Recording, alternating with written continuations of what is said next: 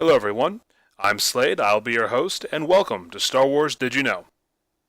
Today's topic will focus on the Gungan colony on Naboo's largest moon of Ohma-D'un, a water moon comprised entirely of swampland and shallow seas. Following the Battle of Naboo and the subsequent peace between the native humans of Naboo and the Gungans, Boss Nass opened up Otoh to outsiders. However, this quickly escalated into a situation of overpopulation, which he sought to remedy through external colonization. As part of his colonization efforts, Boss Nass requested the help of then Queen Amidala and newly knighted Jedi Obi-Wan Kenobi, along with Jar Jar Binks and R2-D2, as well as others. They would go to Ohma-D'un, bringing animals from across the galaxy and many from Naboo to establish a new and flourishing ecosystem upon which Gungan colonists could draw resources from and build a new city. Using a Mantaris-class amphibious transport, Obi-Wan Kenobi and Queen Amidala loaded it with various plants and animals, and took it to Ohma-D'un. Upon arrival, they seeded the planet first with various bacteria and flora before releasing the various fauna.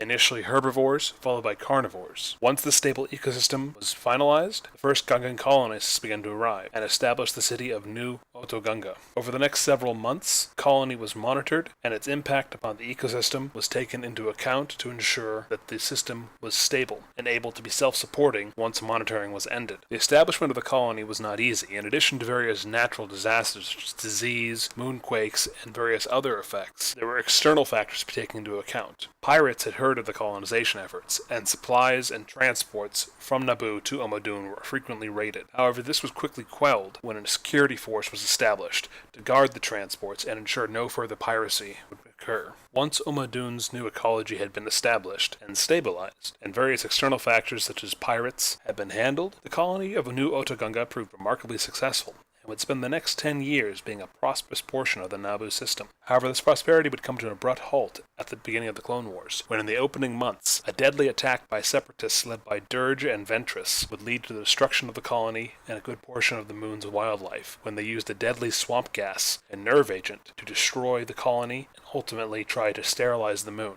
A force led by Obi-Wan Kenobi and Anakin Skywalker, along with other Jedi and several clones, would be sent to stop Ventress and Dirge. However, they would prove unsuccessful, and ultimately the Gungan colony on the moon of Ohma-D'un would be destroyed. Despite the ultimate loss of the colony, New Otoh would remain a source of pride for the Gungan people, as it proved they were more than capable of going out into the galaxy alongside their human counterparts, and being every bit as successful as the humans they had once been rivals of, and were now close allies to.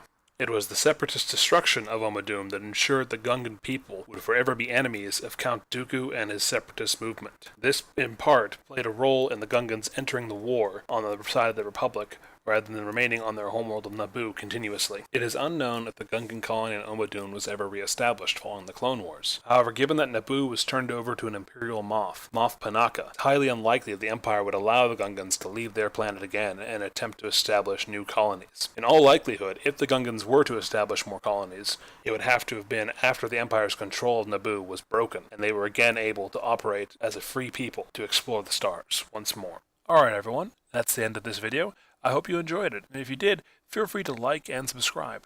There'll be more content coming. If you'd like to support the channel on Patreon, please do so. Every little bit helps. Until next time, this is your host Slade, and this has been Star Wars Did You Know?